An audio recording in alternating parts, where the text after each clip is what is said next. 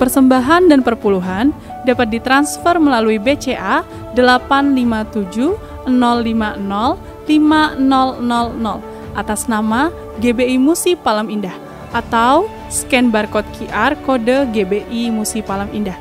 Tuhan Yesus memberkati. Shalom Bapak Ibu Saudara yang terkasih dalam Kristus. Kita berjumpa lagi di doa puasa kita pada Sabtu ini. Mari kita siapkan hati kita. Kita akan masuk di dalam hadirat-Nya. Usahakan Bapak Ibu fokus kepada Tuhan.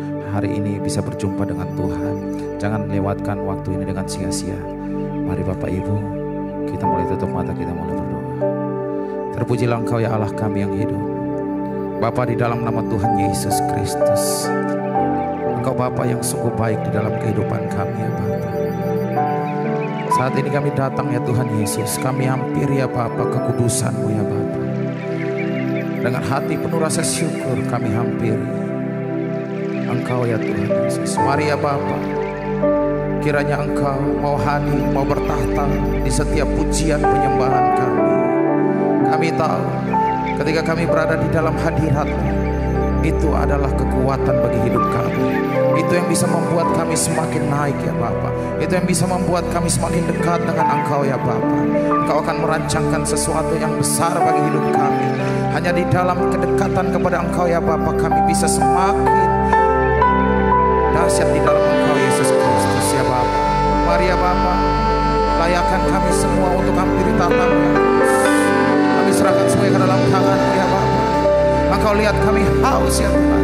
Kami sangat rindu kepada Engkau ya Bapa. Engkaulah sumber segalanya di dalam hidup kami Tuhan. Sumber yang terbaik di hidup kami Bapa. Engkaulah segalanya ya Bapa. Engkaulah satu-satunya andalan dalam hidup kami Yesus. Jiwa kami bersorak-sorai memuliakan nama-Mu Bapa.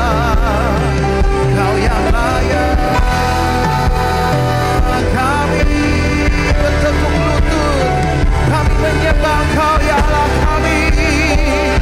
Mari Allah, kami buka hati dan pikiran kami Yesus untuk Engkau penuhi, Engkau atur ya Bapa. Engkau kuasai kami, Engkau tuntun kami ya Bapa. Karena kami percaya Yesus, setiap rancangan-Mu akan besar adanya bagi hidup kami. Setiap rancangan-Mu dahsyat dalam hidup kami Bapa. Terima kasih ya Bapa. Kami akan naikkan syukur kami bagi Engkau. Haleluya Yesus, haleluya.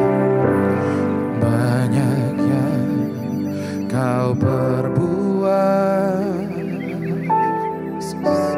di dalam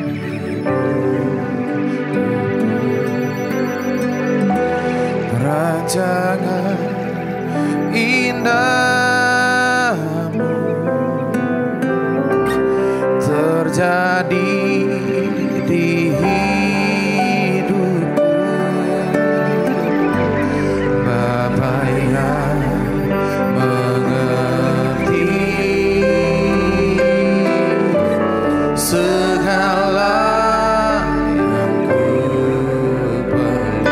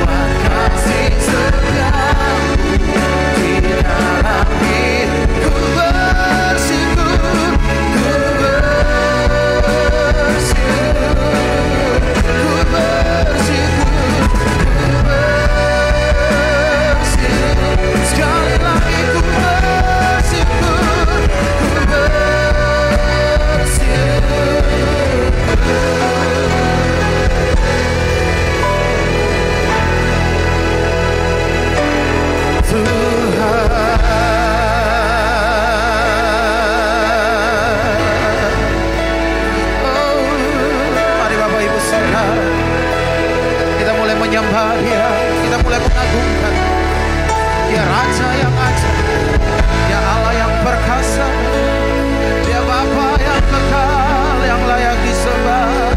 Keagungan-Nya mengatasi langit. Mari kita semuanya menyembah Dia. Kirana malabaya, karana malabaya satu. Engkau baik Tuhan, kami mulai menyembah Kau Bapa. Engkau tahu hati kami, melekat rindu menyembah-Mu Tuhan. Selalu haus akan Engkau, kami memuliakan nama-Mu Yesus. Haleluya. Sharana malabaya, karana malabaya sando. Kau baik, sungguh baik, teramat baik. Kami menyembah-Mu Tuhan, Allah yang ajaib, Allah yang besar. Kami memuliakan nama-Mu Yesus. Kau layak, kiralala-lala-lala-lala. Kau layak Bapa, Kau layak disembah. Syaralabalabaya, karalabaya, karalabalabala. Oh Jesus, Jesus. Syaralabalabaya, karalabaya. Mari semuanya menyembah Dia. Dia layak disanjung, Dia layak ditinggikan. Kami tinggikan Engkau di atas langit. Yesus Tuhan kami. Engkau dahsyat, perkara yang besar Engkau kerjakan di dalam hidup kami. Perkara yang luar biasa Engkau jadikan di hidup kami Yesus. Engkau baik selama-lamanya. Syakara-lama-lama-lama-lama-lama-lama-lama-lama-lama. Hirana-malabaya, karana-malabaya sando. Shere-re-re-re-re. Hirana-malabaya, namaya, karana-malabaya sando. Hirana-malabaya.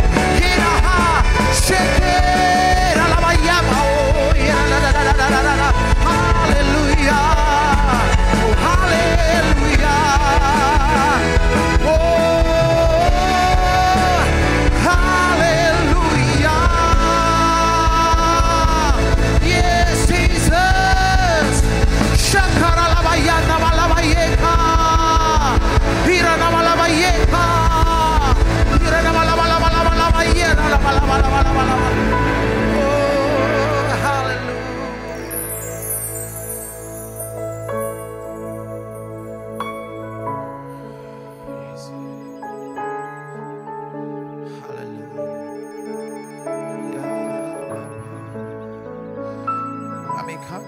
Kami hormat akan Engkau ya Tuhan untuk selama-lamanya. Oh haleluya, haleluya, haleluya. Terpujilah Engkau untuk selama-lamanya ya Tuhan. Haleluya Yesus. Mari Bapak Ibu Saudara mulai sanjung Dia, katakan ku kagum hormat akan Engkau, ku kagum hormat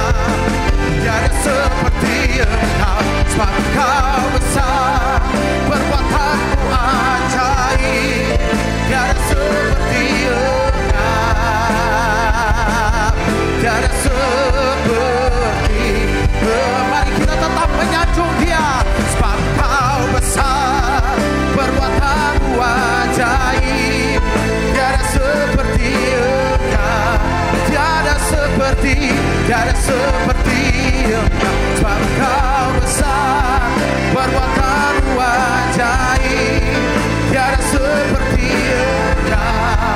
Oh, tiada seperti Engkau. Mari semuanya kita lebih dalam lagi, kita menyembah, sebab Engkau besar, perbuatanmu ajaib, tiada seperti Engkau.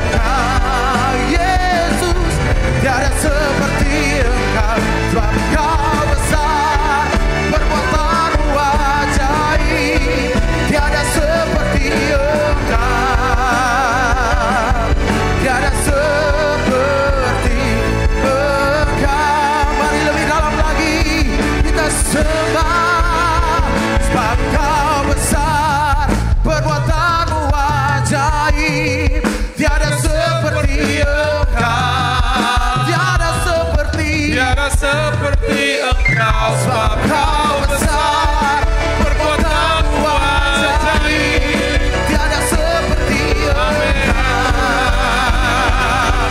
tiada seperti. Sekali lagi Bapak Ibu katakan, sebab Engkau besar, perbuatanmu ajaib, tiada seperti Engkau, tiada seperti Engkau, sebab Engkau besar, perbuatanmu Engkau lebih besar dari apapun yang kami hadapi hari-hari ini. Amin. Tiada seperti Engkau, tiada seperti Engkau. Sekali lagi, tiada seperti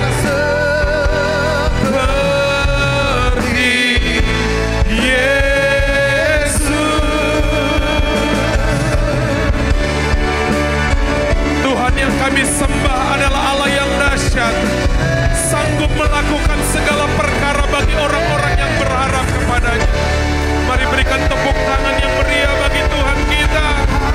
Sorak-sorai kemenangan, sorak-sorai penuaian, sorak-sorai pemulihan terjadi atas umat-Mu hari ini di dalam nama Yesus. Haleluya, haleluya. Mari buka kedua tangan kita di hadapan Tuhan. Hadirat-Mu Tuhan, ku rasakan, biar kekudusan-Mu turun Tuhan, kekudusan-Mu Bapa penuhiku. Kami datang dengan kerinduan, ku rindu selalu diam dalam bait-Mu,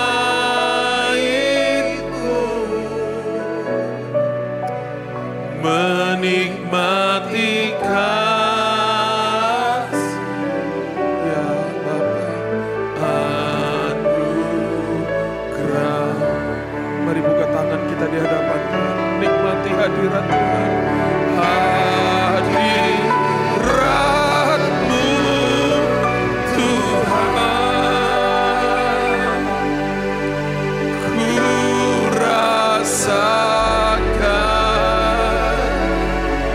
Jamah kami pagi hari ini Bapa,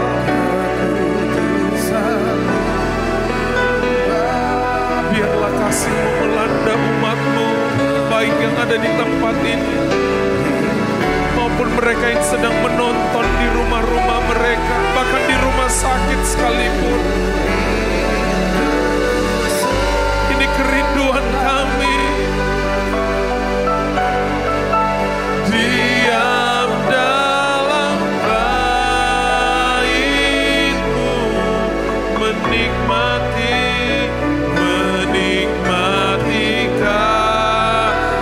kasih anugerah.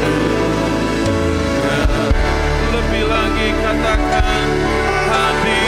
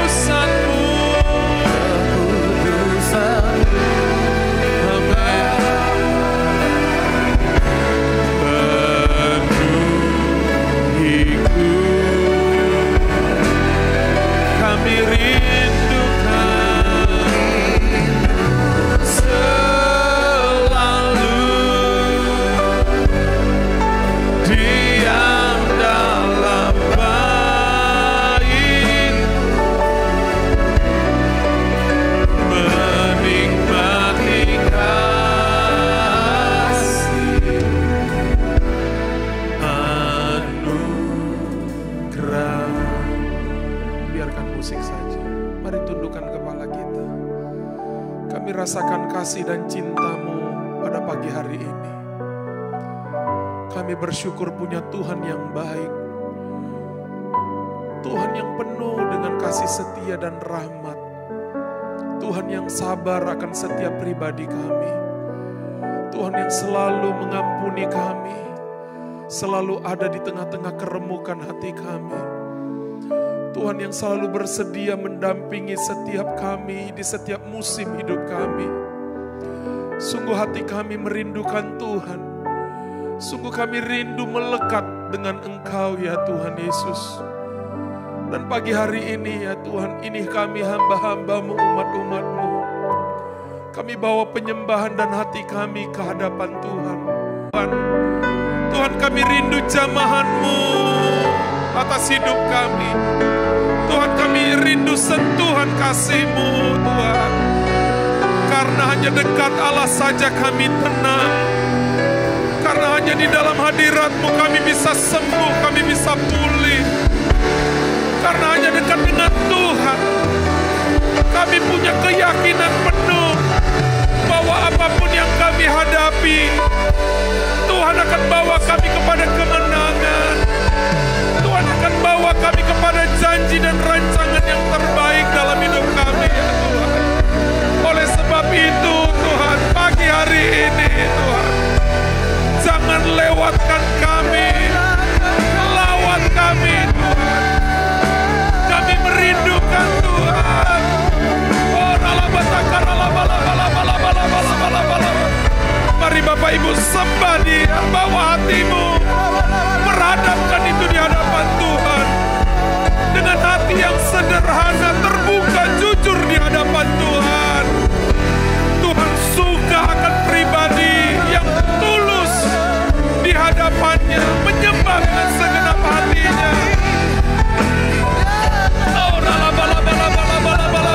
Penuhi kami dengan kasih-Mu pagi hari ini Tuhan. Peluk kami sebentar saja ya Tuhan. Pegang tangan kami dan jangan lepaskan ya Bapa. Bukakan mata kami agar kami bisa melihat pengharapan yang Tuhan siapkan bagi kami. Di tengah-tengah pergumulan yang sedang umat-Mu hadapi ya Tuhan. Tuhan, biarlah minyak urapan-Mu berlimpah di atas kepala kami. Sehingga Tuhan membawa kami kepada kemenangan yang gilang gemilang ya Tuhan. Kuatkan setiap yang lemah hari-hari ini Tuhan. Pulihkan setiap hati yang terluka, yang kecewa, yang takut ya Tuhan. Aku berdoa, Tuhan, biarlah mereka mengalami Tuhan yang ajaib, Tuhan yang baik, Tuhan yang penuh kasih, Tuhan yang luar biasa, Tuhan yang dapat dipercaya ya Tuhan. Terus Bapak Ibu, masuk dalam hadirat Tuhan lebih dalam lagi, lebih lagi.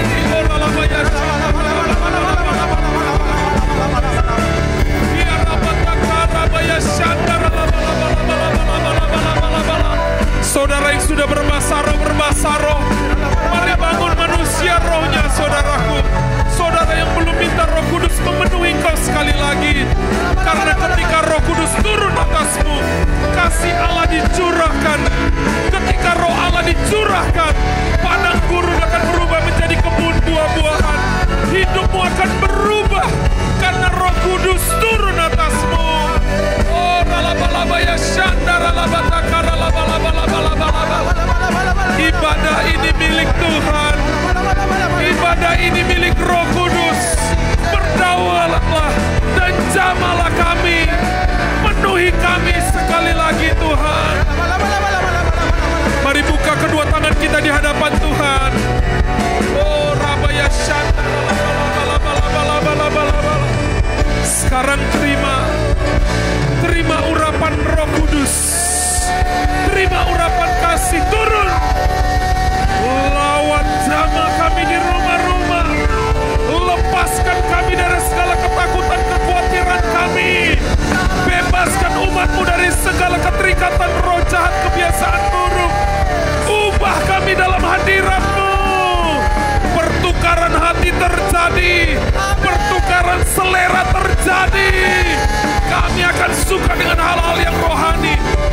saudara. Terima penuh.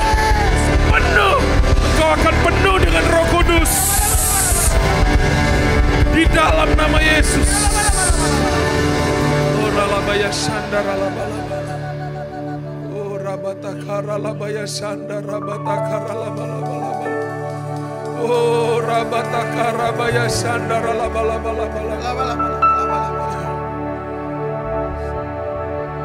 Saya merasakan bahwa beberapa kita yang ada di dalam doa puasa ini, Tuhan sedang menggantikan jubahmu, saudara. Saya melihat ada banyak saudara yang diberikan jubah yang baru. Diberikan jubah yang baru ini berbicara tentang identitas. Mungkin engkau sudah merasa kotor, seperti anak yang hilang, sudah merasa bau. Hari ini jubah itu sedang turun atas hidupmu. Kasih Tuhan sedang meliputi pribadimu, hatimu. Tuhan mengasihimu dengan kasih yang kekal. Tuhan menerima engkau apa adanya. Dan Tuhan berjanji akan mendandani engkau dengan segala yang baik.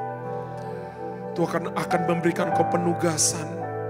Tuhan akan berbicara kepada engkau. Bahkan sorga bersuka cita karena pemulihan ini. Tuhan, kami bersyukur buat pagi hari ini. Sungguh kami rasakan hadirat Tuhan. Lewat doa pujian penyembahan ini. Kami tahu akhir dari hidup kami adalah sebuah kekekalan. Di mana kami bersama dengan orang yang kami cintai, yaitu Tuhan Yesus di sorga kelak nanti. Biarlah hati kami melekat terus kepada Tuhan. Kami bersyukur buat pagi hari yang indah ini. Sungguh kami rindu Tuhan berbicara, mengajari kami. Untuk kami hidup melakukan kehendak-Mu, hidup di dalam terang-Mu. Dan kami bisa menjadi saksi-Mu dimanapun kami berada. Terima kasih Tuhan buat pagi hari ini. Kami kembalikan segala pujian, kehormatan, kejayaan dan kebanggaan kami kepada Tuhan. Di dalam nama Tuhan Yesus kita yang percaya. Sama-sama katakan amin. Tepuk tangan yang meriah bagi Tuhan. Bapak Ibu silakan duduk kembali. Shalom. Saya percaya setiap kita mengalami perjumpaan dengan Tuhan. Dan saya percaya beberapa saudara yang ada di rumah-rumah, saya melihat Tuhan sedang mengenakan jubah yang baru kepada kita. Dan jubah ini berbicara bahwa kita adalah anak-anak Tuhan. Kita adalah umat kesayangan Tuhan. Dan jubah ini juga berbicara tentang kasih Tuhan yang sedang meliputi setiap hati yang beribadah hari ini. Nah, hari ini Bapak Ibu saya akan sharing secara singkat tentang 4 keputusan sederhana yang berdampak luar biasa. Saya berdoa renungan ini akan memberkati kita. Renungan ini akan membawa kita menjadi orang yang setia kepada hal-hal yang kecil. Saudara tahu pohon yang besar yang kita lihat dengan mata kita, itu tidak dimulai langsung besar. Tetapi itu dimulai dari sebuah benih yang kecil, yang ditanam tiba-tiba ketika kita rawat, kita jaga itu, berjalannya waktu, dia bertumbuh dan sehingga dia berbuah dan pohon itu bisa menghasilkan banyak hal, banyak keuntungan bagi setiap kita. Demikian juga hal-hal yang kecil yang bisa kita lakukan dengan setia. Sementara kita lakukan itu dengan setia dan tekun, itu menentukan, membawa kita kepada jalan kebesaran. Hal-hal yang berdampak luar biasa. Yang mau belajar hari ini katakan amin. Mari kita buka Keluaran 18 ayat 19 sampai 20.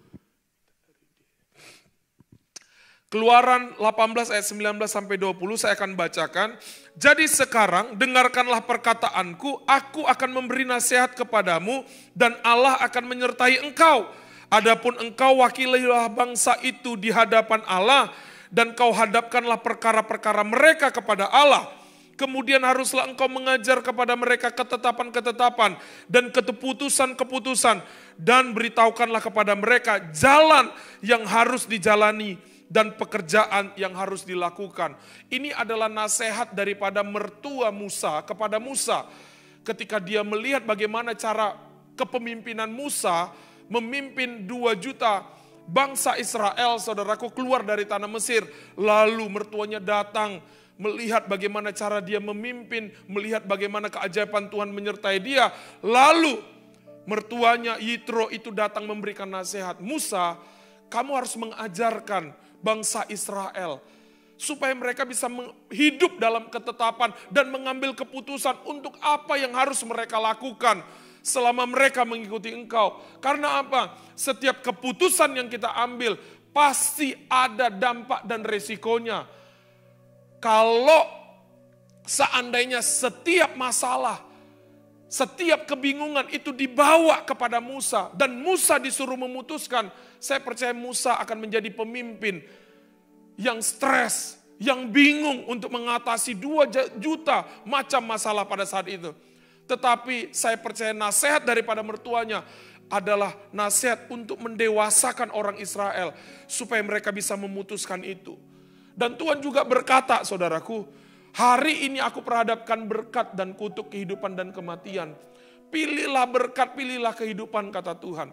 Artinya setiap hari dalam hidup kita, kita diperhadapkan dengan pilihan, dengan keputusan yang harus kita ambil.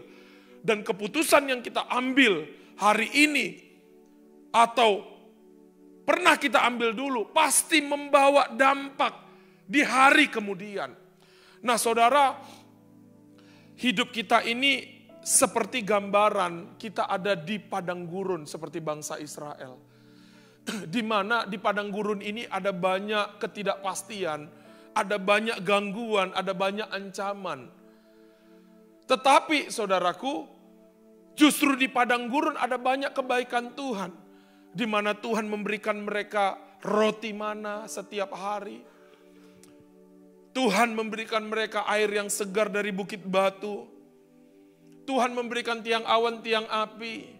Ketika mereka bosan makan roti, Tuhan memberikan mereka daging burung puyuh untuk mereka nikmati. Dunia ini gambaran dari padang gurun. Dan goal kehidupan kita, bukan kita jadi orang kaya, banyak harta, banyak tanah. Jabatan kita tinggi, enggak. Goal dari kehidupan kita bagaimana nanti kita akan bersama-sama dengan Yesus di sorga. Tetapi ingat, selama kita berjalan di padang gurun ini, kita akan menghadapi banyak hal yang tidak bisa kita kendalikan, yang datang tiba-tiba. Disitulah keputusan yang kita ambil akan menentukan kita mengalami kemenangan atau kegagalan. Kita ngalamin mujizat atau kita ngalamin kehancuran. Itu ditentukan bagaimana kita merespon dan mengambil keputusan, saudara. Saudara, ketika kita salah melangkah dan mengambil keputusan, maka akan ada banyak resiko dan kerugian yang bisa terjadi. Akan banyak kehilangan dan kerusakan pun bisa terjadi dalam hidup kita. Saya percaya semua kita pernah ngalamin itu. Kita salah berteman, kita salah mengambil keputusan, kita salah beli barang. Terlalu cepat, terlalu menggebu-gebu. Akhirnya kita ngalamin kerugian, kita ngalamin kemarahan, kita ngalamin yang namanya kekecewaan. Karena kita salah mengambil keputusan itu. Makanya ada sebuah istilah, saudara ya, di dalam hidup ini yang sering kita dengar. Kalau kita salah naik angkot, maka kita akan kesasar, nyesalnya 1 jam. Kalau kita salah potong rambut, waduh kependekan nih. Kita bisa nyesalnya 1 bulan, tunggu panjang lagi. Baru kita akan potong dan tata lebih rapi. Kalau kita salah pilih sekolah, waduh ternyata gak cocok dengan anak saya. Kita nyesalnya 1 tahun, karena kita udah bayar uang pembangunan. Kalau kita salah pilih pasangan hidup, kita bisa nyesalnya seumur hidup. Kenapa aku pilih dia? Tapi ingat, kalau kita salah pilih Tuhan, maka kita akan nyesal sampai di kekekalan nanti. Saya berdoa, saudaraku, sebagai orang percaya, tidak ada penyesalan dalam hidup kita. Tetapi ucapan syukur, kesaksian, kemenangan, dalam hidup ini setelah kita terima Yesus. Katakan amin. Kalau itu sudah terjadi, dan kita pernah ngalamin kerugian, kerusakan itu, saudara. Saya berkata begini, masih ada anugerah yang besar. Kita nggak bisa ubah masa lalu, tapi Tuhan bisa mengubah masa depan dengan cara kita mengambil keputusan yang tepat pada hari ini. Katakan amin, saudara. Kita harus bangkit, belajar dari pengalaman, belajar dari kegagalan. Karena siapapun dia, pasti dia pernah salah ngambil keputusan. Dan berapa kali kita ngalamin kesalahan itu dan akhirnya kita mulai kapok. Setelah kita kapok, baru kita mulai belajar untuk mengambil keputusan yang tepat berdasarkan tuntunan Tuhan. Nah, oleh sebab itu saya mau berikan secara cepat ada beberapa keputusan sederhana yang berdampak luar biasa. Ini keputusan mau tidak mau harus kita ambil setiap hari, setiap saat, saudara. Sebenarnya banyak kalau kita baca di Alkitab.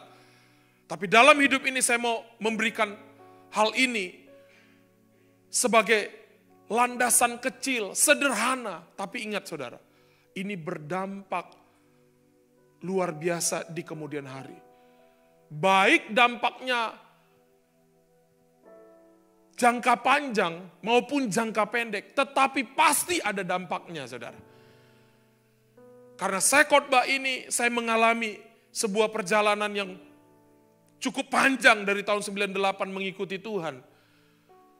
Ketika firman ini datang menjadi sebuah renungan, menjadi sebuah pengalaman, saya tahu kita bisa menuai sesuatu yang luar biasa, yang dahsyat di kemudian hari. Itu ditentukan dari mana, bagaimana daily rutin kita, keputusan-keputusan kecil yang kita lakukan dengan konsisten dalam hidup ini. Yang mau katakan amin, saudara. Yang pertama, keputusannya apa? Saya katakan keputusan untuk mencari Tuhan. Sederhana, saudara. Kita lihat 2 Tawarik 20 ayat 1 sampai 3. Setelah itu Bani Moab dan Bani Amon datang berperang melawan Yosafat bersama-sama dengan sepasukan orang Meunim. Datanglah orang memberitahukan Yosafat, suatu laskar yang besar datang dari seberang laut Asin, dari Edom menyerang tuanku. Sekarang mereka ada di Hazezon Tamar yang ini En-Gedi. Yosafat menjadi takut lalu mengambil keputusan untuk mencari Tuhan. Ia menyuruhkan kepada seluruh Yehuda supaya berpuasa. Saudara, 3 bangsa besar menyerang satu suku dan satu kaum yang kecil. Ini ibaratnya, saudaraku, saya melawan seorang bayi. Kekuatan musuh lebih besar dan itu dengan mudah saja dikalahkan. Tetapi di tengah-tengah ketakutan, intimidasi, persoalan gunung yang besar yang dihadapi Yosafat, Yosafat itu merespon, mengambil keputusan yang tepat, saudara. Keputusan apa? Mencari Tuhan, datang kepada Tuhan. Dan keputusan inilah yang membawa Yosafat dan suku Yehuda mengalami kemenangan yang spektakuler. Bahkan mereka mendapat jarahan. Mereka mengalami pembalikan keadaan yang sebenarnya mereka kalah. Mereka ngalamin kemenangan. Yang sebenarnya mereka takut. Tapi tiba-tiba damai sejahtera Tuhan turun atas mereka. Yang tadinya mereka mulai berduka cita. Meratap, matilah kita ini. Tapi ketika mereka mencari Tuhan, duka cita itu berubah menjadi sukacita. Bahkan yang mereka tidak punya apa-apa, lewat kemenangan Alkitab mencatat, mereka menjarah kekayaan musuh berlipat kali ganda. Saudara, saya katakan begini, dalam hidup ini seringkali kita diperhadapkan dengan masalah, tantangan yang datang tiba-tiba. Dan masalah ini nggak bisa kita selesaikan dengan kekuatan kita. Bahkan teman-teman kita, sahabat kita pun nggak bisa tolong kita. Entahkah masalah keluarga, sakit penyakit, masalah bisnis, sudah melampaui akal pikiran kita, saudara. Dan ini membuat banyak kita menjadi takut, panik, beberapa mulai stres, hingga mau mengambil keputusan, aku mau bunuh diri. Sebenarnya ketika kita ngadapin situasi seperti ini, kita butuh pertolongan Tuhan yang kuat, yang ajaib melampaui semua masalah yang kita hadapi, saudara. Saudara, Yakub menghadapi situasi yang tidak bisa dia kendalikan. Di mana abangnya sendiri Esau itu udah bulat hatinya. Aku kalau ketemu Yakub, ku bunuh dia. Ku hajar dia. Saudara, ini situasi di mana kita nggak bisa ubah orang di sekitar kita walaupun dia dekat dengan kita. Seperti saya nggak bisa ubah istri saya. Saya nggak bisa ubah anak saya. Itu kondisi di mana kita nggak bisa kendalikan semuanya. Tapi saudara tahu nggak Yakub? Dia udah hopeless dan berpikir matilah dia. Karena Esau punya ambisi, obsesi. Selama dia hidup sebelum Yakub mati, dia akan kejar Yakub dan dia akan bunuh. Itu obsesinya, jahat banget. Tapi apa yang terjadi, saudara? Saudara ingat, Yakub datang kepada Tuhan. Dia bertemu dengan Tuhan semalam-malaman. Dia nangis, dia bergulat sampai fajar datang, lalu dia pegang daripada Tuhan. Dia berkata, aku gak akan lepaskan kamu sampai engkau memberkati aku. Perjumpaan itu membawa dampak yang luar biasa kepada Yakub. Tapi ternyata perjumpaan itu membawa dampak kepada musuh, kepada situasi yang tidak bisa diubahkan. Lalu Tuhan berkata, namamu bukan Yakub lagi penipu, tapi Israel, pangeran Allah. Lalu dia ketemu dengan Esau, saudara. Dalam sebuah perjumpaan, tiba-tiba tidak pernah dia sangka. Esau hatinya begitu lembut. Esau menangis ketemu dengan Yakub. Mereka berpeluk-pelukan. Mereka bercium-ciuman. Bertangis-tangisan, kangen-kangenan. Lalu apa yang terjadi, saudara? Dia tanya, itu siapa di belakang kamu? Itu adalah keponakanmu, anak-anakku. Itu adalah istri, panggil dia. Oh, keponakan, dipeluk semua, saudara.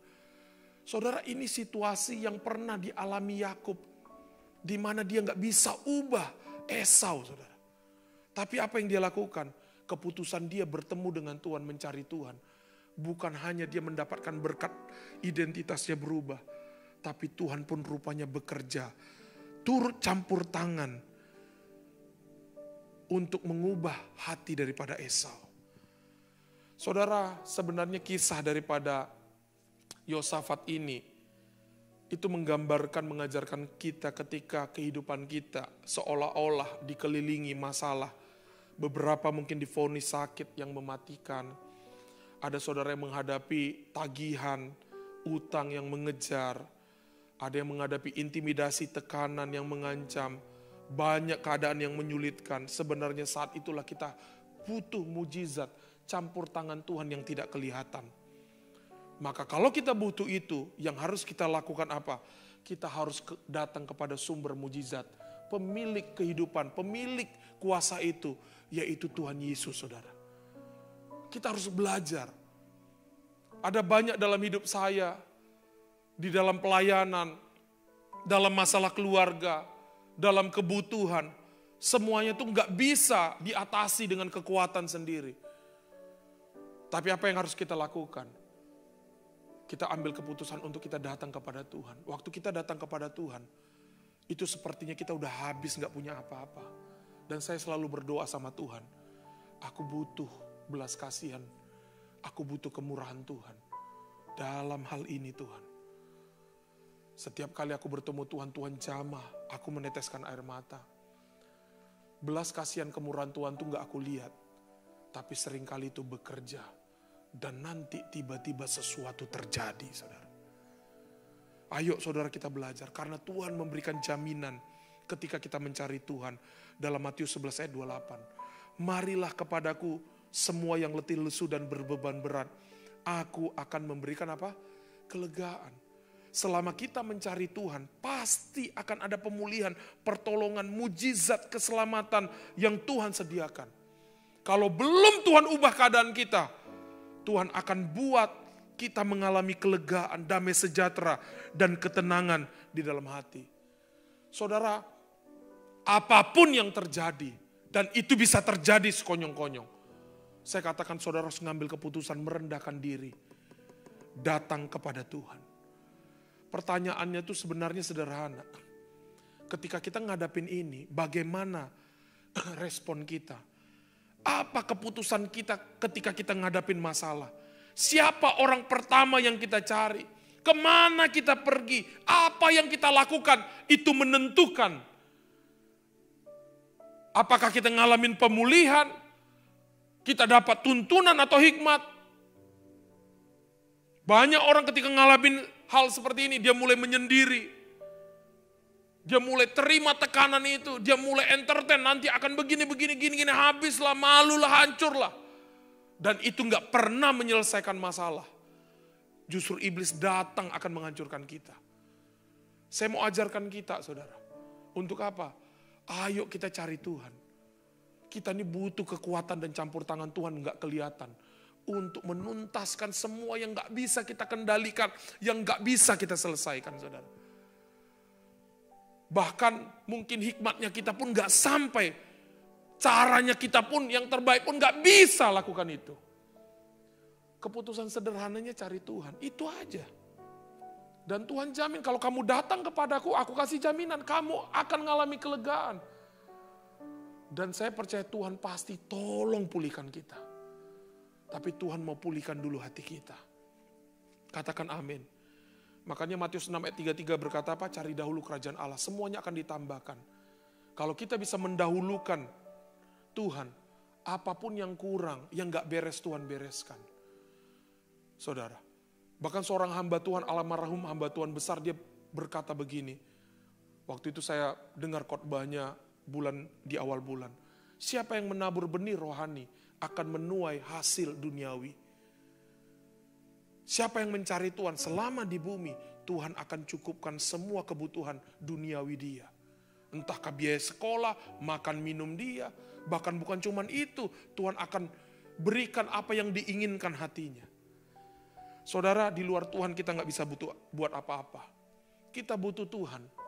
Bahkan Maria menuliskan, ia melimpahkan segala yang baik kepada orang yang lapar. Siapa orang yang lapar? Orang yang bergantung dan mengaitkan hidupnya kepada Tuhan. Sederhana mencari Tuhan. Tapi apakah waktu kita pagi, kita langsung cari Tuhan, terima kasih Tuhan. Waktu kita mau nutup mata, mau tidur, kita cari Tuhan, ucapkan terima kasih, aku serahkan hidupku, ampuni dosaku. Apakah kita cari itu? Kalau kita sudah membiasakan diri seperti ini, saya percaya hal sederhana ini gak kelihatan. Tapi akan membawa kita mengalami hal-hal yang luar biasa. Aku gak nyangka jalan hidupnya ya. Aku lihat nasibnya berubah ya. Aku lihat ekonomi keuangannya meningkat. Aku melihat kepercayaan wibawa dia naik. Karena apa? Karena tanpa kita sadari hal yang sederhana ini kita lakukan sebagai sebuah keputusan rutin kita setiap hari. Dan ini respon gaya hidup kita kalau kita kena apa-apa. Ngalamin apa-apa, diperhadapkan dengan apa-apa. Cari Tuhan. Karena waktu kita cari Tuhan, dia akan berikan kelegaan. Lalu dia akan berfirman. Dia akan menuntun kita dengan firman Tuhan. Ini yang pertama. Jadi keputusan yang harus kita ambil, keputusan sederhana yang berdampak luar biasa, cari Tuhan. Katakan amin. Yang kedua, keputusan untuk tetap bersuka cita. 2 Korintus 2 ayat yang pertama. Perhatikan ayat ini. Aku telah mengambil keputusan di dalam hatiku bahwa aku tidak akan datang lagi kepadamu dalam duka cita. Ngerti gak baca ayat ini? Ini keputusan Paulus kepada jemaat Korintus. Ternyata Paulus ini adalah seorang hamba Tuhan. Dia itu sering cerita keluh kesahnya, kesusahannya. Dan itu bukan memberikan semangat kepada jemaat Tuhan. Padahal sebagai seorang hamba Tuhan, kita harus memberikan semangat kepada yang lemah. Memotivasi mereka, tetapi justru dia curhat, saudara. Waktu dia curhat, apa yang terjadi? Jemaat yang butuh kekuatan jadi sedih. Kasihan ternyata Pak Pendeta ini ya. Saudara, kita tuh butuh belas kasihan Tuhan. Belas kasihan manusia itu cuma sampai di mulut dan hati. Kalau itu bisa berubah jadi tindakan, itu namanya kemurahan hati, saudara. Dan akhirnya apa yang terjadi? Mulailah sadar si Paulus. Lalu Paulus berkata, aku gak akan datang lagi sama kamu. Dengan dalam duka cita. Saudara, ini kebiasaan kita, saudara. Sifat manusia, sifat saya. Ketika kena masalah, cenderung kita membesarkan masalah. Cenderung kita menceritakan kepada orang, supaya orang prihatin, perhatian, simpati. Akulah target pelayanan, akulah yang harus seperti ini Pak. Ini sifat yang Paulus pernah alami. Siapa sih waktu kena masalah nggak takut, nggak stres? Yosafat aja takut dan stres. Tapi kita harus di poin yang kedua ini, cepat sadar saudara. Cepat ngeh, waduh aku nggak boleh lama-lama nih begini. Karena keputusan ini untuk tetap berduka cita, untuk tetap marah dalam hidup kita nggak pernah menyelesaikan masalah. Sampai kita bisa bersuka cita. Bukan kita bersuka cita karena kita kena masalah. Kita bersuka cita karena ada Yesus yang tidak pernah tinggalkan kita. Dan firman-Nya berkata bahwa dia turut bekerja mendatangkan kebaikan. Ada jaminan keselamatan, penyertaan. Ada jaminan firman dalam hidup kita. Itulah dasar kita bersuka cita. Kita belum lihat hasilnya. Tapi dia berkata akan indah pada waktunya nak. Aku akan membuat segala-galanya baik. Tetapi yang Tuhan lihat keputusan kita pada saat itu. Mari ambil keputusan bersuka cita. Billy Graham berkata, saudara, kekristenan tanpa sukacita adalah kekristenan tanpa kredibilitas. Artinya sebagai orang Kristen kita dituntut, kalau kamu Kristen, kamu tuh harus bisa bersuka cita. Mana sukacita kamu? Kalau kamu tetap berduka cita, kita sama dengan orang dunia yang tidak mengenal Yesus. Saudara, Mazmur 37 ayat yang keempat. Dan bergembiralah karena Tuhan. Perhatikan ayat ini. Kita bergembira karena apa? Tuhan, bukan karena dapat duit. Bukan karena dapat jabatan. Bukan karena keadaan baik, karena Tuhan. Lalu apa yang terjadi? Maka Ia akan memberikan kepadamu apa yang diinginkan hatimu. Keinginan di atas kebutuhan. Saudara, ternyata kalau kita baca ayat ini, sukacita akan menarik perhatian Tuhan untuk memberkati kita. Tuhan bukan hanya berikan kebutuhan, tapi Tuhan akan memberikan keinginan hati kita. Saudara, ternyata Tuhan tuh suka dengan orang bersuka cita. Sebagai seorang bapak, saya punya anak, saudara. Saya senang lihat anak saya itu ketawa ngikik-ngikik daripada dia nangis-nangis. Ada orang tua yang senang lihat anaknya nangis-nangis? Nggak ada. Kalau dia lihat anaknya ceria, sukacita, senang dia. Dan nanti dia lihat apa yang kurang dari anak ini, dia akan lengkapi dan berikan itu. Tuhan tuh gitu, saudara. Dan Nehemia 8 ayat 11, sukacita itu yang akan melindungi kita. Ya jelas, karena Salomo berkata, hati yang gembira adalah obat yang manjur. Jadi melindungi kita dari sakit. Memberikan sistem imun ilahi yang keluar dari rasa gembira, rasa sukacita. Ulangan 28, kalau kamu nggak jadi hamba Tuhan yang bersukacita, 7:48, nanti kamu akan diberikan kuk dalam hidupmu. Dan akhirnya apa yang ada habis, kamu akan rasa malu. Karena ingat pembunuhan pertama, karena setelah ibadah Kain dan Habel, Tuhan tegur Kain, kenapa mukamu muram, kau nggak bersukacita? Bukankah kau baru ibadah? Hati-hati loh. Iblis sedang mengintip kamu loh. Tuhan udah tegur dia loh. Tuhan mau waktu dia beribadah, melayani, bersukacita, tapi nggak ada sukacita. Dia tetap pegang duka cita, dan duka cita itu jadi pintu masuk daripada musuh. Masuklah dalam pikiran dia, dibawa Habel, pembunuhan pertama. Dasarnya karena apa? Bukan cuma sekedar iri hati, tapi karena kehilangan sukacita. Saudara, ayo ambil keputusan untuk bergembira karena Tuhan. Kalau saya mau tanya, Pak apa kesusahan? Banyak. Pak Andre punya kesusahan banyak nian. Banyak gak masalah? Banyak saudara. Tapi saya selalu ingat, aku gak bisa kendalikan semua situasi. Aku gak bisa selesaikan semuanya. Pak punya pergumulan gak berat? Punya saudara. Bahkan pergumulan keluarga yang sebenarnya antara hidup dan mati, istri saya tahu. Saya nggak akan curhat, tolong saya lagi sedih enggak. Saya hanya bilang doakan saya. Saya cari Tuhan untuk supaya proses daripada keluarga saya ini berjalan dengan baik. Dan saya tetap ambil keputusan bersuka cita karena Tuhan. Saya selalu tanamkan aku nggak bisa kendalikan apapun, buat apa-apa. Karena semua itu datangnya dari Tuhan. Dan saya bersuka cita karena Tuhan. Kalau Tuhan masih berikan kesempatan, karena dia punya penugasan. Kalau Tuhan masih berikan kesempatan, dia pasti jamin untuk pemeliharaan dalam hidup ini. Dan kita nggak usah khawatir akan hal itu. Katakan amin. Ayo saudara, sukacita akan mengawetkan hubungan kita dengan sesama. Dan ingat kalau hubungan itu baik, rezeki kita itu akan banyak terbuka. Karena relasi akan membuka pintu rezeki sebanyak-banyaknya. Ada banyak pintu yang gak bisa kita buka, tapi orang lain membuka bagi kita. Tapi kalau hubungan itu dijalankan dengan sukacita. Itu dasarnya. Yang ketiga, pilihlah dengan siapa kita bergaul. Putuskan dengan siapa kita bergaul. Kisah 15 ayat 22 sampai 26. Perhatikan saudara.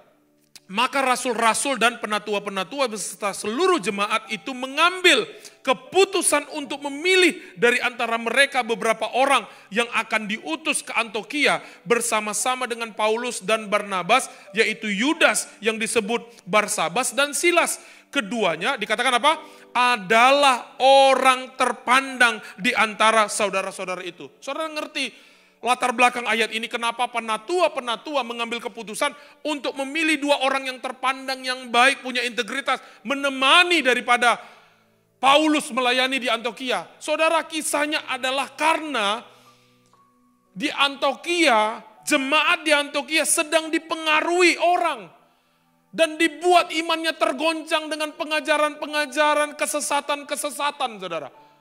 Oleh sebab itu, apa yang membuat mereka sesat di Antiokhia? Karena jemaat Antiokhia salah mendengar khotbah, salah bertemu dengan orang, salah bertemu dengan pengajar. Dan akhirnya dikirimlah Paulus dan 4 orang pergi melayani di Antiokhia untuk menyelesaikan, memberikan mereka pengajaran. Penatua mengambil keputusan orang-orang yang tepat dalam hidupnya. Saudara, saya katakan begini. Dengan siapa kita bergaul itu akan menentukan apakah hidup kita akan naik atau turun.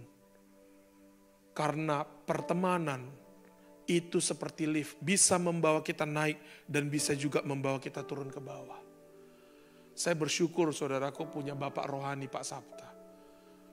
Saya ada di tempat yang tepat, diproses, digojlok, dan ternyata hubungan keluarga rohani ini membawa saya bisa sampai pada hari ini. Saya bisa berkata belum tentu saya dengan orang lain saya bisa sampai seperti ini. Belum. Karena saya tahu Tuhan sudah menempatkan orang yang tepat. Di mana saya enggak boleh sakit hati, kecewa dengan proses. Tapi saya harus tetap respect, hormat, apapun itu yang terjadi. Dan itu membawa kita naik.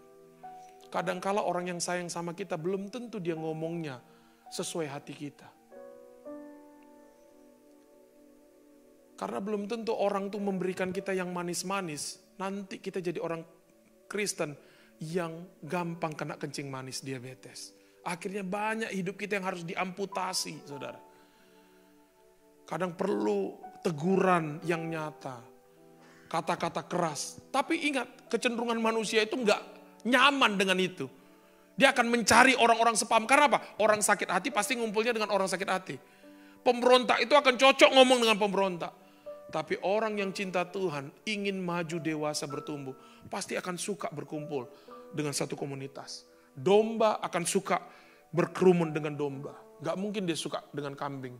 Karena kerja kambing adalah sikut-sikutan, tanduk-tandukan, saudara. 1 Korintus 15 ayat 33. Jangan kamu sesat pergaulan buruk merusak kebiasaan yang baik. Sekali lagi, kita orang baik. Kita bisa berubah jadi jahat karena salah ketemu orang.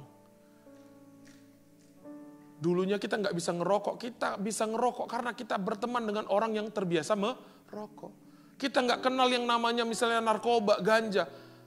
Kita bersih, kita ketemu. Ya udah, akhirnya pertemanan itu mengajarkan kita dan kita mengubah kebiasaan baik kita. Tapi kalau kita ketemu dengan cool dempo misalnya contoh. Cinta Tuhan, suka ibadah. Wah, orangnya suka cita semua. Makan gak makan yang penting ngumpul dan doa. Wah, semangat kita tuh luar biasa saudara. Hati-hati saudara dalam pergaulan ini. Aku lihat kok dia malas gereja pelayanan. Oh, ternyata temannya si ini. Kok dia tiba-tiba si Panggaron gitu loh. Suka ini, oh gitu. Oh, nontonnya debat terus, pantas. Dia bergaul dengan TV gitu loh. Sebuah acara yang wah cari terus gitu. Kita akan serupa dengan siapa kita sembah, kita dekat gitu saudara. Ya, kita boleh kenal sama semua orang. Tapi kita harus pilih dengan siapa kita bergaul. Katakan amin saudara. Ya saya kasih contoh Salomo lah. Satu Raja 11. Dia adalah orang yang punya hikmat, bijaksana. Kaya raya, berhasil, tidak ada perang di zaman dia. Dia disegani, dihormati. Tapi dia salah bergaul dengan bini-bini dia, kata Alkitab. Ayat ke-6 sampai ayat yang ke-11. Dia terlalu dekat, melekat hatinya kepada istri-istri yang menyembah Dewi Asitoret. Dan akhirnya dia pun ikut menyembah berhala. Dari orang penyembah, menyembah sekali ibadah, nyembah 1000 lembu saudara. Bisa berubah, nyembah Baal. Karena apa? Dia bergaul dan terlalu intens sama orang ini. Kita mulai cek saudara. Kalau orang-orang ini bisa mempengaruhi hati kita, kok aku jadi berubah seleranya, kok aku jadi ini. Saudara, lebih bagus tarik mundur. Masuk ke track yang benar. Banyak orang yang baik itu lebih banyak saudara. Yang cinta Tuhan itu banyak. Karena saya katakan begini, saat orang datang dan dekat dengan kita, orang tersebut bukan hanya membawa dirinya, namun juga membawa spirit dalam hidup kita. Makanya saya katakan sebagai poin penting, kalau kita sedang mengalami sesuatu hantaman, mintalah nasihat kepada hamba Tuhan, orang-orang yang penuh firman, keluarga rohani, orang-orang yang takut Tuhan.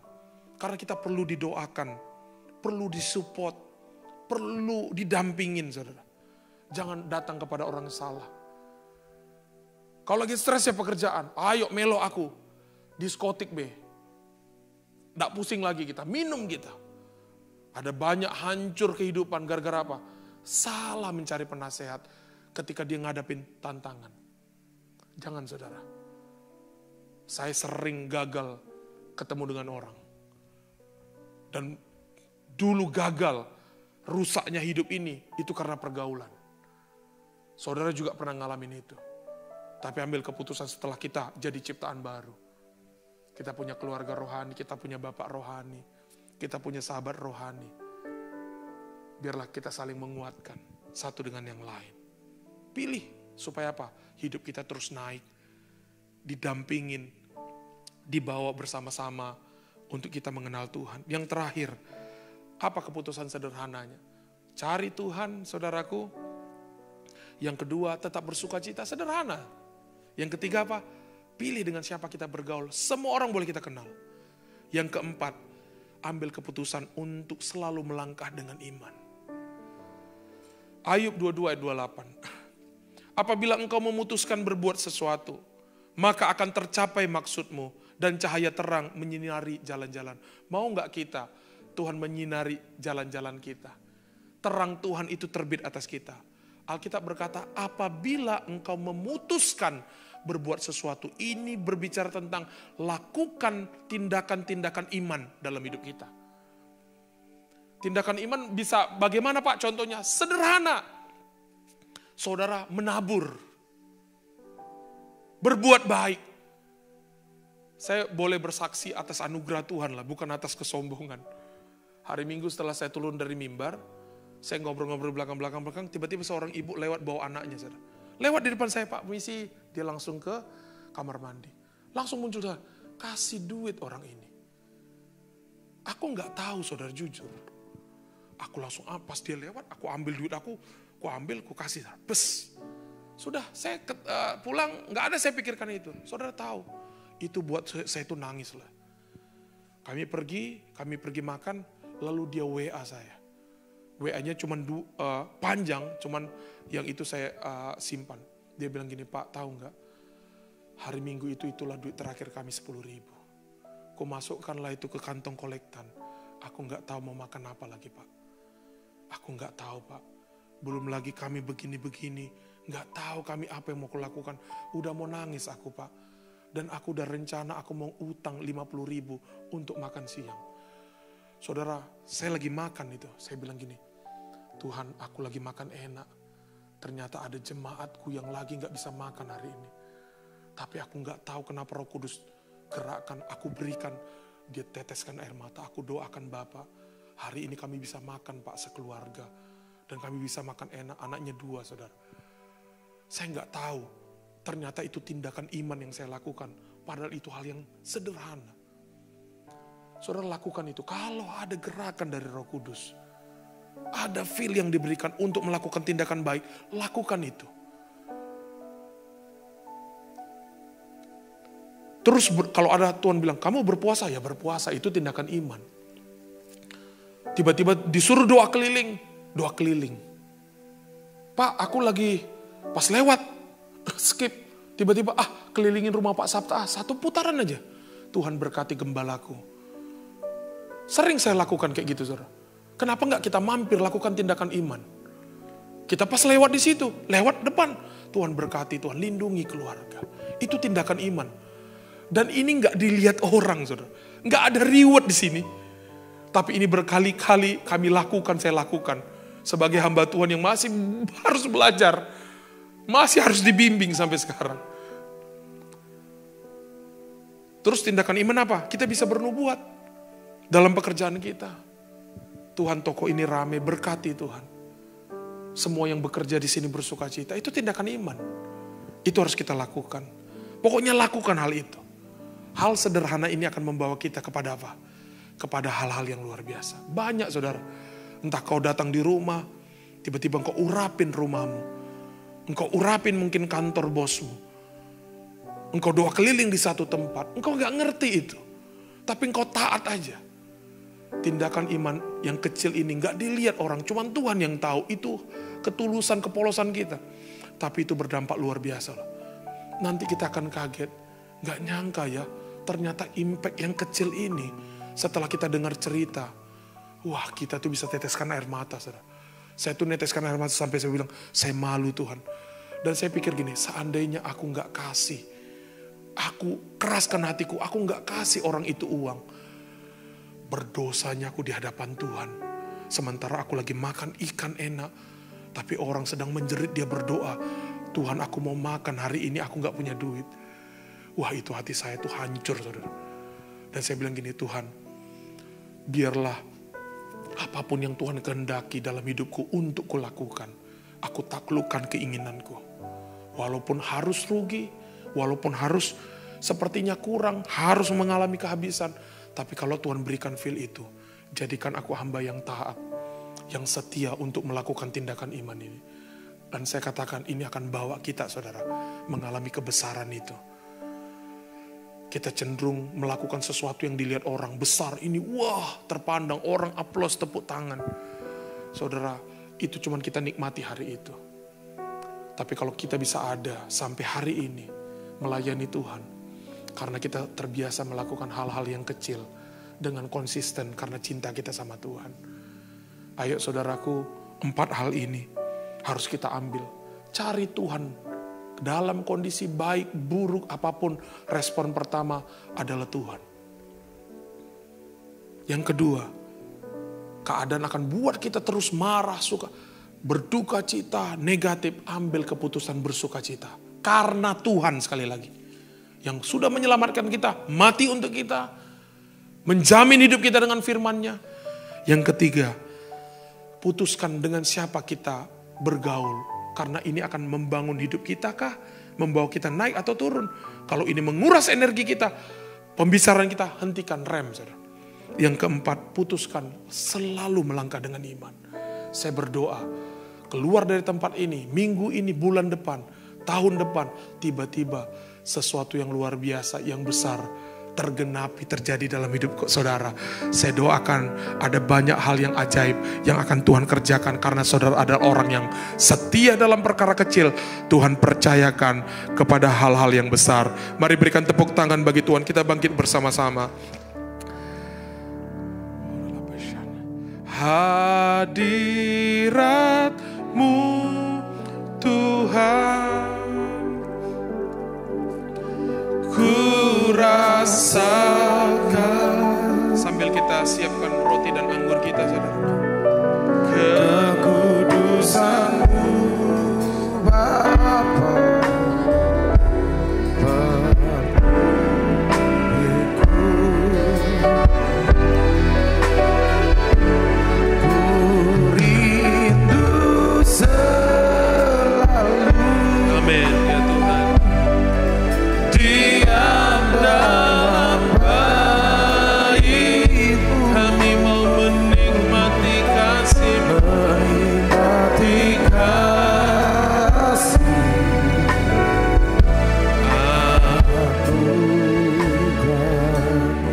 kami sudah menyembah Tuhan, memuji Tuhan dengan kesederhanaan hati. Bahkan kami sudah membuka telinga kami, menyiapkan tanah hati yang baik untuk firman-Mu. Pengajaran yang sederhana ini, biarlah termaterai menjadi renungan dalam hidup kami. Untuk kami bisa hidup di dalam kehendak-Mu. Kami bisa berjalan sedikit demi sedikit. Namun Tuhan menyediakan melampaui apa yang kami kerjakan ini ya Tuhan. Berikan kami terus hati yang percaya melekat kepada Tuhan. Tidak ada satu hal pun yang membuat kami jauh dari Tuhan dan firman-Nya. Tapi setiap proses yang kami hadapi akan membuat kami tetap setia kepada Tuhan. Percaya kepada Tuhan. Kau berkati umat-Mu Tuhan. Aku percaya kemenangan ada di hadapan mereka. Pemulihan sedang mereka alami. Janji Tuhan sedang bekerja dan digenapi.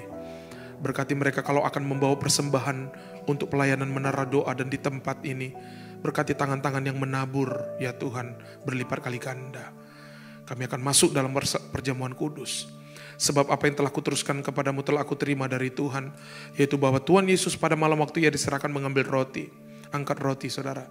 Dan sudah itu ia mengucap syukur atasnya. Ia memecah-mecahkan dan berkata, inilah tubuhku yang diserahkan bagi kamu. Perbuatlah ini menjadi peringatan akan aku. Bukankah roti yang kita pecahkan adalah persekutuan kita dengan tubuh Kristus. Makan dengan iman dalam.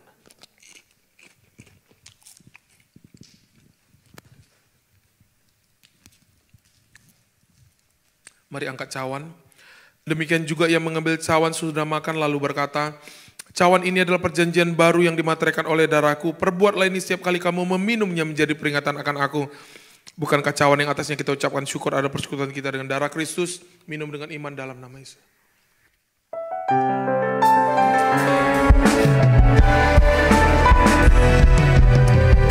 Mari buka kedua tangan kita. Naikkan syukur kita di hadapan Tuhan. Katakan, terima kasih Yesusku buat anugerah yang kau beri. Sebab hari ini Tuhan adakan syukur bagimu. Ini pujian kami kepada Tuhan. Terima kasih Yesusku buat anugerah yang kau beri. Sebab hari ini Tuhan adakan syukur bagimu.